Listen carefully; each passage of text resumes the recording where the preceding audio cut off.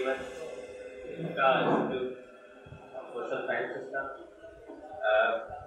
सबसे पहले आपने कहा काम के हवाले से, तो मेरा नाम मसूद शाह है और हमारी तंजीम सिंधी में हम हुर्रियत मज़ामत तहरीक यानी मेहनत कश मज़ामत तहरीक, उसका नाम है अंग्रेजी में वर्कर्स रेजिस्टेंस मूवमेंट कहते हैं।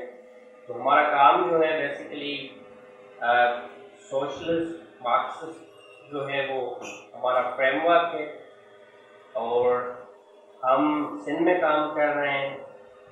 सिंध के मुख्तलिफ अजला में हमारी तंजीम काम कर रही है, इंक्लूडिंग कराची के अंदर रेगुलरली हमारे स्टडी सर्कल्स चलते हैं।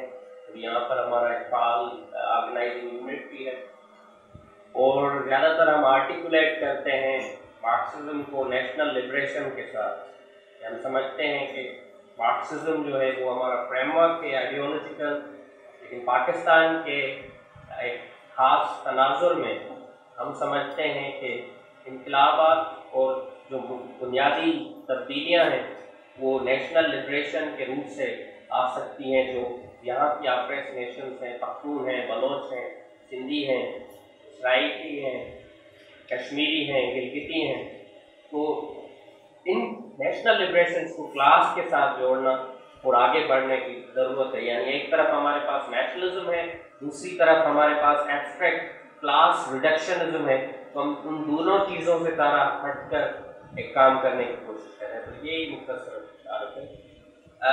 जो मेरा पेपर है और जो मेरा टॉपिक है वो है लेनिन्स concept of dual power, Lenin का मुतबादिल कुव्वत के सरश्ते का तस्वुर, एक इनकलाबी हिकमत अमली या रेवोल्यूशनरी स्ट्रैटेजी।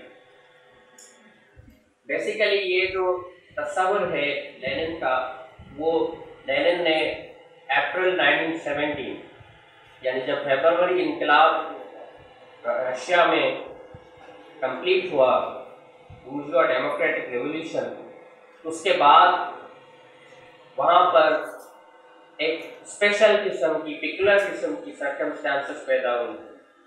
तो उसी टाइम में लेनिन ने दो जो है वो पेपर लिखे या थीसिस थी। एक अप्रैल थीसिस थी जिसमें लेनिन ने कहा कि अब हमें सोशलिस्ट रेवोल्यूशन या डायरेक्ट इनकलाब की ज़रूरत है, और दूसरा पेपर या आर्टिकल उन्होंने लिखा द डुअल पावर के नाम से। अब अप्रैल थीसिस पर तो डिस्कशन होती रहती है, खासतौर पर जो ट्रॉट्स्काइस्ट फिक्र के लोग हैं वो ज़्यादातर अप्रैल थीसिस को कोट करते हैं, लेकिन डुअल पावर का जो तस्वुर था लेनिन का, वो इतना ओरिजिनल तस्वुर है, इतना यूनिक तस्वुर है, जिस पर बात ट्रॉट्स्की ने भी बाद में लिखा, ग्राम्ची ने भी लिखा, लेकिन जो डोमिनेंट डिबेट्स रही हैं मार्क्सिज्म के अंदर, उसमें ये जो तस्वुर है वो ज़्यादातर डिस्कशन के में नहीं होता। तो मेरा फोकस ये था कि इस कॉन्सेप्ट को हम एलॉबरेट करें और फिर हम देखें कि इस कॉन्सेप्ट को हम किस तरह से अपनी जो आज की दुनिया है और हमारा जो खित्ता है उसके अंदर हम इसको किस तरह से रीडिप्लॉय कर सकते हैं और एक इनकलाबी रेवोल्यूशनरी स्ट्रैटेजी की तरफ जा सकते हैं। क्योंकि 91 के बाद और 2000 के बाद लेफ्ट जो है वो एसोसिएटेड है इंटेलेक्चुअल डिस्कोर्सेस के साथ, रेजिस्टेंस के साथ, के मूवमेंट्स के अंदर हम इंटरवीन करते हैं, हम जद्दोजहद करते हैं, लेकिन लेफ्ट के अंदर सीजर ऑफ पावर और स्टेट पर, क्योंकि हमारा आखिरी जो काम है या हम कहेंगे आखिरी नतीजे में हम सारा कुछ जो कर रहे हैं वो पॉलिटिक्स का मतलब पावर ही होता है। तो पावर का जो सवाल है वो पावर का सवाल लेफ्ट के में डिस्कशन के नहीं है, क्योंकि हम एक बड़े डिक्लाइन के बाद काम कर रहे हैं। तो ये ऐसे लगता है कि जैसे पॉलिटिकल पावर जो है वो कोई इमेजिनेटिव कॉन्सेप्ट है या एक लग्जरी है इंटेलेक्चुअल। तो इसको हमें रिवाइव करना पड़ेगा, क्योंकि जब हम काम करते हैं तो हमारे साथ जो यूथ होता है, हमारे साथ जो वर्कर्स होते हैं, तो उनको पता तो होना चाहिए, जब तक उनके पास स्ट्रैटेजी नहीं होगी और जब उनके पास डायरेक्शन नहीं होगी कि हम किस तरह से पावर एक्वायर करेंगे, तो फिर एक ऐसा होता है कि कुछ अर्से तक आपके साथ लोग जुड़े होते हैं, लेकिन उसके बाद वो समझते हैं कि शायद यार सारी जिंदगी बस स्ट्रगल ही करनी है।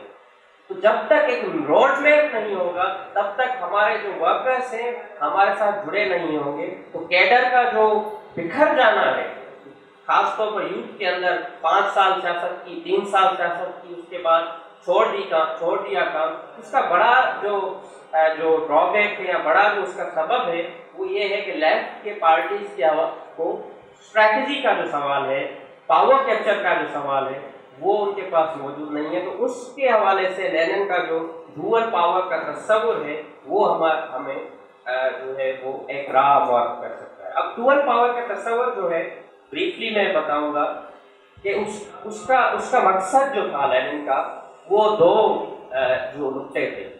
एक कि जब फरवरी का इनकलाब आया, हमें सब पता है कि जार शाही थी रशिया के अंदर और एक लिबरल्स भी थे वहां पर, मार्क्सिस्टों में मेंशेविक भी थे, सोशल रेवोल्यूशनरीज भी थे, बाल्शेविक्स भी थे।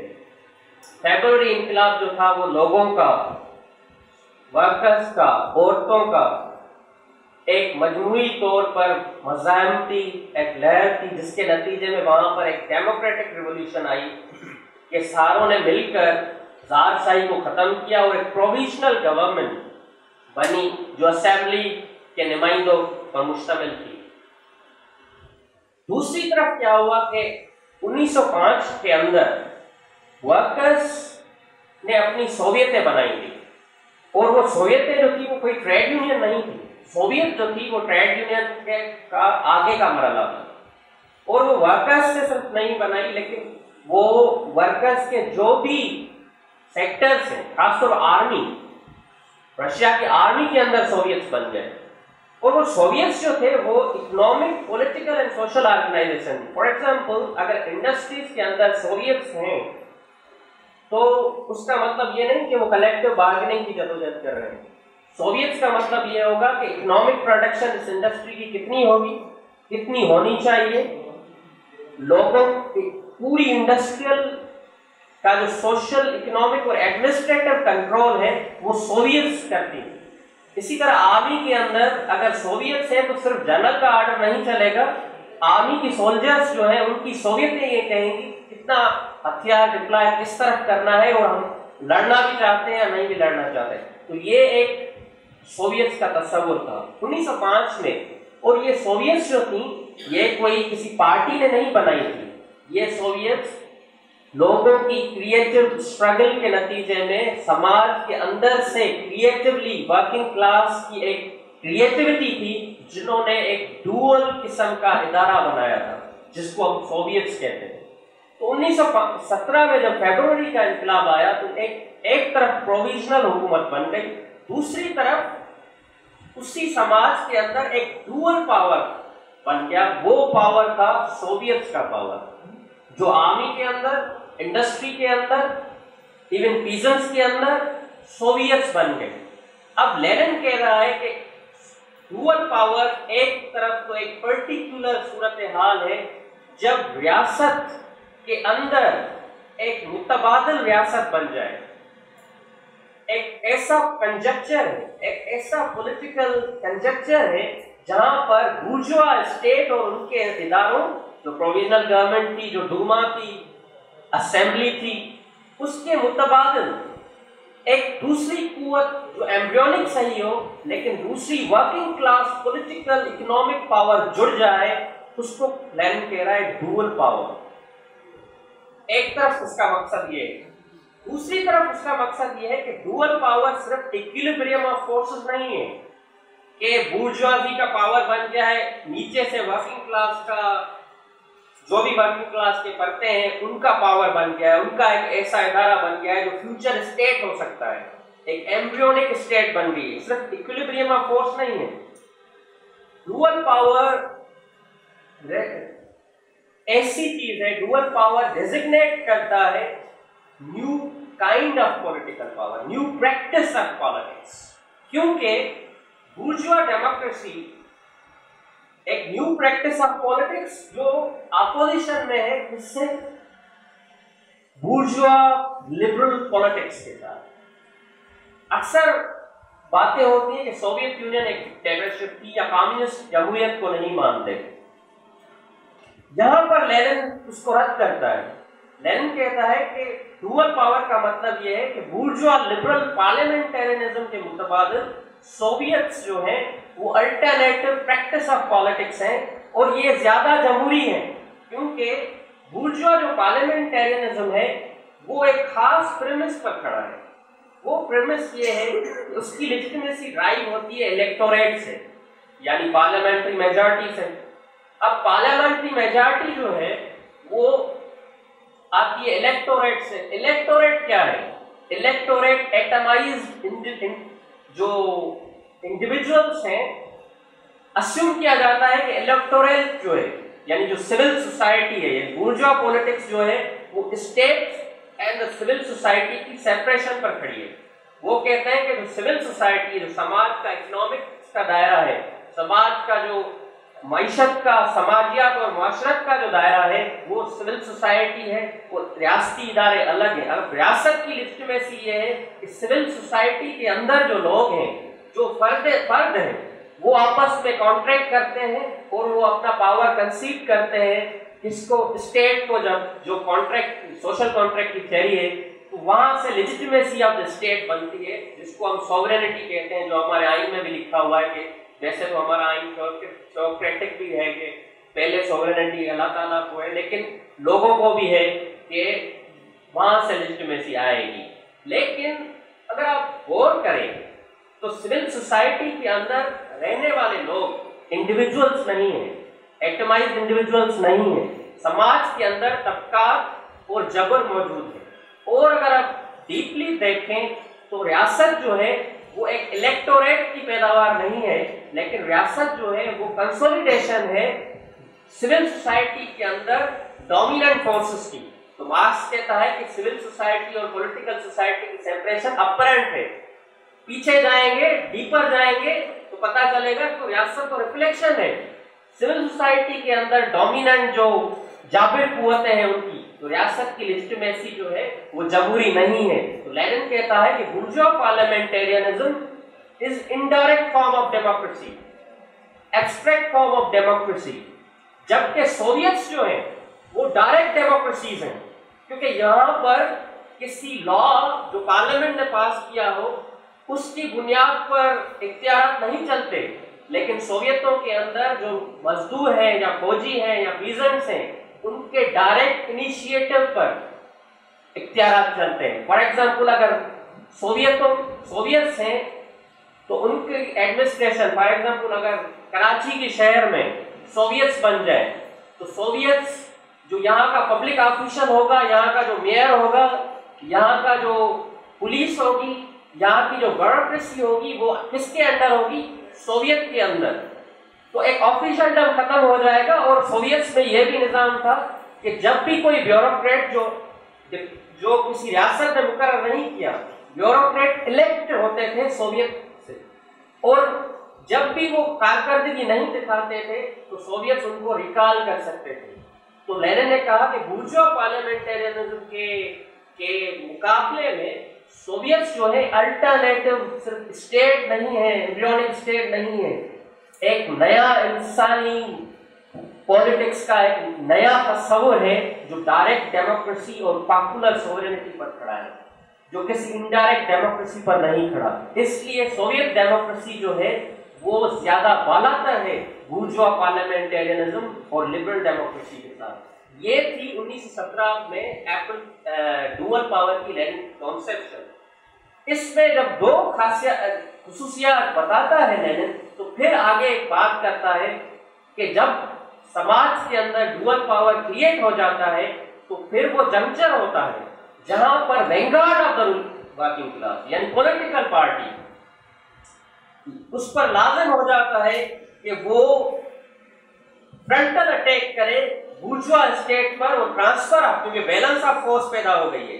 एक तरफ सोवियत पावर है या डुअल पावर है, एक तरफ बूर्जुआ स्टेट है, तो वहां पर ये लाजमी हो जाता है कि रियासत पर हमलावर हो पार्टी हो और ट्रांसफर करे पावर सोवियत्स को, क्योंकि डुअल पावर अगर कंटिन्यू रहा तो बुर्जुआ स्टेट अपने आप को ऑर्गेनाइज करके उसको स्मैश करेगी। पहले अगर वो स्मैश कर दे, इससे पहले हमें स्मैश करना होगा। इसलिए लेनिन ने कहा कि रिवोल्यूशनरी सिचुएशन को समाज के अंदर कैरेक्टराइज किस तरह से किया जाए। तो जब समाज के अंदर डुअल पावर क्रिएट हो जाए, उस पर्टिकुलर कंजक्चर को लेनिन कहता है कि ये है रिवोल्यूशनरी सिचुएशन, जहां पर सीजर ऑफ पावर लाजमी हो जाता है। अगर आप नहीं करेंगे तो वो आपको आपके डुअल पावर को खत्म कर देंगे। इसलिए अप्रैल थीसिस में लेनिन ने कहा कि अब डेमोक्रेटिक रिवोल्यूशन की जरूरत नहीं। उसने नारा लगाया नाउ और नेवर। अभी हम पावर कैप्चर नहीं करेंगे तो क्रेट्स की फौज को मुनज़्ज़म करके हमें खत्म कर देगा। ये थी वो अक्सर लेनिन की इन्फेंटाइल कम्युनिज्म की किताब में हम रिवोल्यूशनरी सिचुएशन को इस तरह से बयान करते हैं। जनरली कॉमरेड्स के जब रूलिंग क्लास हुकूमत ना कर सके और अवाम जो है हुकूमत के अंदर रह ना सके तो उसको इनकलाबी सूरत हाल कहते हैं। इनकलाबी सूरत हाल की ये सिर्फ दो खसूसियात नहीं है। जब तक समाज के अंदर, और डुअल पावर कभी पार्टी नहीं बनाती, डुअल पावर समाज के स्ट्रगल्स के नतीजे में पैदा होता है। हाँ, उसमें पार्टीज का रोल होता है, लेकिन इस तरह से नहीं है कि अब वर्कर्स रेजिस्टेंस शायद वो डुअल पावर पैदा कर दे। इनकलाब पार्टीज नहीं करती, पार्टीज लीड करती हैं। जब तक समाज के अंदर एक नया तस्वुर इंसान, एक नया मुआशरा और नए इदारे नहीं बनते, तब तक रिवोल्यूशन नहीं होती। इसलिए यहाँ पर एक तीसरी चीज भी इंपॉर्टेंट है, जो एनार्किस्टों की लेनिन पर तनकीद है, नोम चॉम्स्की की और इस तरह के लोगों की, कि बोल्शेविक इनकलाब जो है वो एक कंस्पिरेसी कू था किसी ग्रुप का। तो यहाँ पर ये साबित होता है कि रशियन रिवॉल्यूशन जो था वो किसी बोल्शेविक ग्रुप का कू नहीं था, लेकिन वो पॉपुलर सोवियत जो डेमोक्रेसी की और सोवियत इदारे जो थे उनके बनने के नतीजे में पैदा हुआ इनकलाब। यानी वो लोगों का इनिशिएटिव था, वर्किंग क्लासेस का इनिशिएटिव था, वो किसी पार्टी की कंस्पिरेसी या शोरिश नहीं थी। तो ये एनार्किस्टों का जो लेनिन पर जो तनकीद है वो भी इससे गलत साबित होती है कि ये कोई शोरिश नहीं है। अब कुछ 2-3 पॉइंट्स हैं जो मैं रखूंगा, उसके बाद मैं खत्म करूंगा अपनी बात। तो ये तो एक लेनिन का पूरा कॉन्सेप्ट हो गया। All power to the soviets जब लेनिन ने कहा तो लेनिन का यह भी तस्वर था कि जब आप सीजर ऑफ पावर कर देंगे तो उसके बाद भी ये नहीं होगा कि डुअल पावर खत्म हो जाएगा। आपको रियल जो डेमोक्रेसी है, जो सोवियतों की डेमोक्रेसी है, उस पर मुआशरे को खड़ा करना है। क्योंकि इनकलाब पॉलिटिकल रिवोल्यूशन करने के बाद समाज की कांस्टेंट पॉलिटिसाइजेशन जब तक नहीं होगी तो आपकी जो इनकलाब, सियासी इनकलाब है, वो डीजनरेट हो जाएगा। तो इसलिए वो इदारे जो हैं, जो डायरेक्ट डेमोक्रेसी के इदारे हैं, सोवियतों के इदारे हैं, वो कायम होने चाहिए, इनकलाब के बाद भी कायम होने चाहिए। और वो एजुकेटेड, ट्रॉट्स्की और लेनिन की ये बहस होती थी। ट्रॉट्स्की कहता था सोवियत इकोनॉमिक इदारे हैं, लेनिन कहता था सोवियत एजुकेटिव इदारे हैं, कल्चरल इदारे हैं, क्योंकि ये नया इंसान तख्लीक करेंगे। अगर हम नया इंसान नहीं तख्लीक करेंगे तो कभी भी सोशलिस्ट मुआशरा आगे नहीं बढ़ेगा। और सोशलिज्म की तश्कील परमानेंट रेवोल्यूशन है, आप करते रहेंगे। हुआ ये कि सोवियत यूनियन, तीसरा हमारा जो स्पीकर है वो ज्यादा उस पर बताएंगे क्योंकि उनका सोवियत स्टेट फॉर्मेशन पर है, लेकिन मैं इस पर बात करूंगा कि हुआ ये कि सिविल वॉर के बाद जब उन्होंने वॉर कम्युनिज्म नाफिज किया तो सोवियतों से पावर छीना गया और पार्टी पर पावर को जो है वो मरकूज किया गया। 4 साल ये रहा। लेकिन उसके बाद जो लेनिन के एक किताब है, लेनिन्स लास्ट स्ट्रगल, उसमें वो बताता है कि लेनिन जब वार कम्युनिज्म खत्म हुआ तो लेनिन ने न्यू इकोनॉमिक पॉलिसी क्यों नाफिज की। और न्यू इकोनॉमिक पॉलिसी को लेनिन ने कहा ये कल्चरल रिवोल्यूशन है। लेनिन समझता था कि वार कम्युनिज्म में एक तो हमारा मटेरियल बेस खत्म हो गया है, मुल्क तबाह हो गया है, दूसरी चीज के जो सोवियतों का पावर था वो खत्म हो गया है। न्यू इकोनॉमिक पॉलिसी के नतीजे में लेनिन दोबारा वो खड़ा करना चाहता था, तभी हम सोशलिज्म की तरफ जा सकते हैं। वो स्टेटिस्ट काइंड ऑफ सोशलिज्म नहीं चाहता था, जो फोर्स्ड कलेक्टिवाइजेशन और फोर्स्ड इंडस्ट्रियलाइजेशन पर रेवोल्यूशन सोशलिज्म की तामीर हो। और जब ये ना हुआ और लेनिन की डेथ हुई तो 1927 में जो सोशलिज्म हुआ, मैं नहीं कहता कि वो सोशलिज्म नहीं था, लेकिन वो स्टेटिस्ट काइंड ऑफ सोशलिज्म था जिसमें रियासत की तामीर, रियासत की इंडस्ट्रियलाइजेशन ज्यादा अहमियत रखती थी पॉपुलर इनिशिएटिव से। और वही रियासत स्टेटस सोशलिज्म था जो बाद में ब्यूरोक्रेटाइजेशन में तब्दील हुआ, और उस ब्यूरोक्रेटाइजेशन ने फिर सेकेंड इकोनॉमी पैदा की, और सेकेंड इकोनॉमी से हमें कैपिटलिज्म की रिस्टोरेशन मिली। और जो कल्चरल रिवॉल्यूशन थी माओ सेतुंग की, वो भी एक अटेम्प्ट था कि किस तरह से सोशलिज्म को दोबारा एक नए इनकलाब से बचाया जाए और लोगों को दोबारा नीचे से ऑर्गेनाइज किया जाए। तो ये डुअल पावर का पूरा तस्वीर है कि माओ सेतुंग भी ये बात समझ रहा था कि जब तक लोग पॉलिटिसाइज नहीं होंगे सोशलिज्म के अंदर भी, क्योंकि सोशलिज्म एंड ऑफ पॉलिटिक्स नहीं है, सोशलिज्म नई सियासत की शुरुआत है। अगर आप सियासत से अलग कर देंगे लोगों को, सहूलतें तो आपने दे दी, सेहत भी दे दी, सब कुछ दे दिया सोवियत यूनियन में, लेकिन लोग सियासी नहीं है। और जब सेकेंड वर्ल्ड वॉर में आपकी सारी इनकलाबी जनरेशन मर गई और नई जनरेशन आई, उसको हर चीज तो मिली लेकिन उसको आइडियोलॉजी नहीं मिली। वो इंस्पायर था क्रोशेव को बिजनेस के दौर में कि मुझे सिगार है वो भी अमेरिकी मिले, मुझे बियर भी अमेरिकी मिले, मुझे लिपस्टिक भी अमेरिकी मिले। वो क्या थी, एक नए इंसानी माशरे की तामीर नहीं हुई थी। तो ये एक तस्वुर है लेनिन का। इससे हम जो मेरा आखिरी पॉइंट है वो ये है कि बाद में बहुत से थियरिस्ट्स ने डुअल पावर को थियराइज किया है, लेकिन आज के दौर में हमें ये देखना पड़ेगा कि हम किस तरह से इस कॉन्सेप्ट ऑफ डुअल पावर को रीडिप्लॉय कर सकते हैं। और मेरे पेपर में वो तफसील के साथ है, इसमें मैं थोड़ा एक नुक्ता रखना चाहता हूँ। ये कॉन्सेप्ट दोबारा 21वीं सदी में रिजरेक्ट हुआ 3-4 एक्सपेरिमेंट्स जब हुए। एक एक्सपेरिमेंट हुआ लैटिन अमेरिका में, जब हमने देखा कि चावेज और इवो मोरालेस के सूरत में पॉपुलर गवर्नमेंट्स बनी।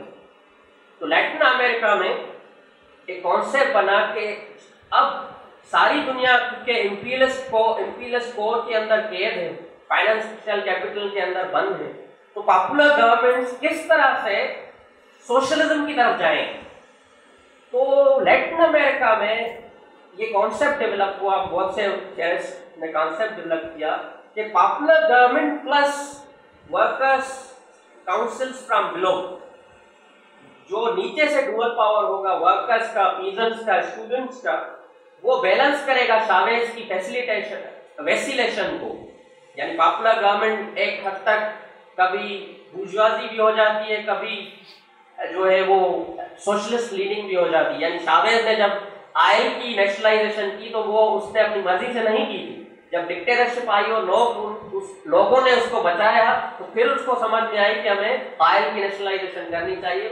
तो उसकी जो लेफ्ट लीनिंग जो पोजीशन थी, वो लोग नीचे से जो तहरीकें थी, उन्होंने पॉपुलर गवर्नमेंट को मजबूर किया। तो ये एक लैटिन अमेरिका में पर्सपेक्टिव बना के डुअल पावर नीचे से बनाया जाए ताकि पॉपुलर लेफ्टिस्ट गवर्नमेंट सोशलिज्म की, लेकिन वो कामयाब इसलिए नहीं हुआ क्योंकि फिर भी एक सवाल होता है कि डुअल पावर का मतलब ये नहीं है कि डुअल पावर सिर्फ कायम ही रहे।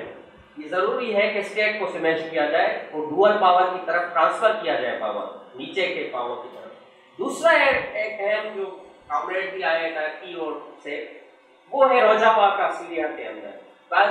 कर्ड्स जब सीरिया की सिविल वॉर हुई तो उसमें कुर्द लोगों ने रोजावा के अंदर डुअल पावर स्ट्रक्चर क्रिएट की और वहां पर आज भी वो रोजावा मौजूद है।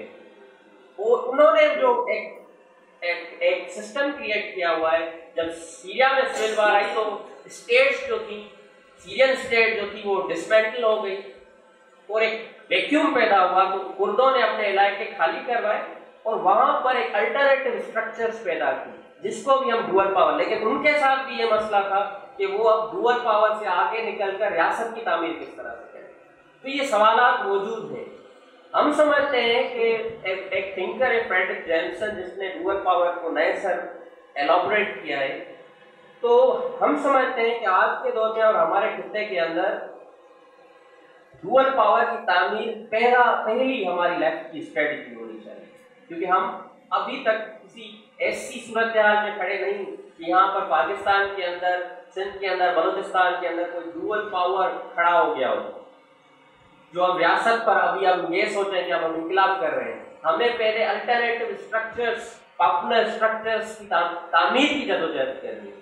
उस तामीर की जदोजहद में फ्रेडरिक जेम्सन कहता है कि वो सिर्फ इंडस्ट्री के अंदर नहीं है, लेकिन वो सोशल और socio economic mutual aid, solidarity campaigns की सूरत में भी है, जिसमें वो मिसाल देता है हमास का, कि हमास ने फ़लस्तीन के अंदर जब गाजा में डुअल पावर क्रिएट किया तो वो उसने सोशल वर्क की सूरत में कायम किया, उसने म्यूचुअल एड और सॉलिडरिटी के सूरत में कायम किया, उसने वॉर जोन एरियाज में अपने हॉस्पिटल्स लगाए, अपनी वेलफेयर काम किया। वहां से क्या हुआ कि जब रियासत डिस्मेंटल थी तो लोगों को अल्टरनेटिव स्ट्रक्चर्स मिले सहूलत के।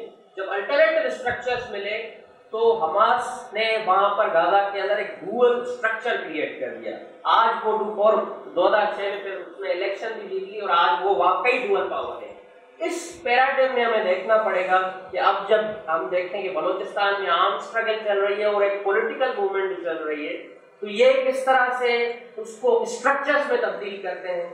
जब तक ये नहीं करेंगे अपनी पॉलिटिकल मूवमेंट को स्ट्रक्चर्स में, यानी बलूचिस्तान में जब फ्लड आता है रियासत तो नहीं होती वहां पर, तो यहाँ पर एक सवाल होता है बलूच नेशनलिस्ट और पॉलिटिकल मूवमेंट में पर कि वो बलोच अवाम को किस तरह से पैरेलल स्ट्रक्चर्स फराहम करें।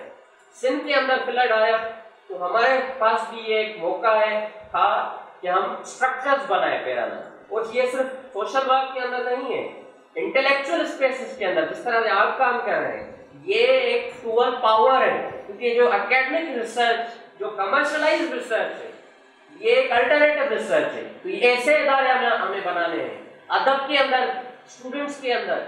ये है वो डुअल पावर के स्ट्रक्चर्स जो एक अल्टरनेटिव स्ट्रक्चर से जब तक ये समाज के अंदर नहीं बनती तब तक वो सूरत हाल नहीं पैदा होती जहां से आप रियासत को कैप्चर करें या कोई इनकलाब बर्पा करें। Thank you very much.